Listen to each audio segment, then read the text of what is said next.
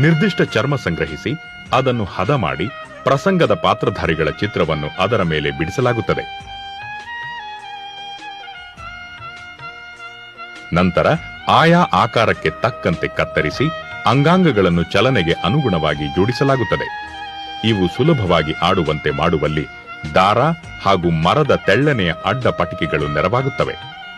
ಆನಂತರ ಅದಕ್ಕೆ ಮುಖ ವೇಷಭೂಷಣಗಳನ್ನು ಬಣ್ಣಗಳಿಂದ ತುಂಬಿ ಸಿದ್ಧಗೊಳಿಸಲಾಗುತ್ತದೆ. ಹೀಗೆ ಸಿದ್ಧವಾದ ಗೊಂಬೆಗಳು ರಂಗಸ್ಥಳಕ್ಕೆ ಬಂದರೆ ಸೂತ್ರಧಾರನ ಕೈಗಳ ಮೂಲಕ ಇವುಗಳಲ್ಲಿ ಜೀವ ಸೆಲೆ ತುಂಬಿ ಪುಟಿಯುತ್ತದೆ. ತೆಳ್ಳನೆಯ ಪಾರದರ್ಶಕ ಪರದೆಯೊಂದರ ಹಿಂದೆ ಪುಟ್ಟ ರಂಗಸ್ಥಳ ರೂಪುಗೊಳ್ಳುತ್ತದೆ. ಧಗಧಗನೆ ಉರಿಯುವ ಬೆಳಕು ಪರದೆಯ ಮೇಲೆ ಗೊಂಬೆಗಳ ನೆರಳುಗಳ ಮೂಲಕ ಪಾತ್ರ ಸೃಷ್ಟಿ ಮಾಡುತ್ತದೆ. ವೇದಿಕೆಯ ಹಿಂಭಾಗದಲ್ಲಿ ಕುಳಿತ ಕಲಾವಿದರ ಕೈಯಲ್ಲಿ ಈ ಬೊಂಬೆಗಳು ಚಲನೆ ಪಡೆಯುತ್ತವೆ. ಹಿಮ್ಮೇಳದಲ್ಲಿ ಹಾಡು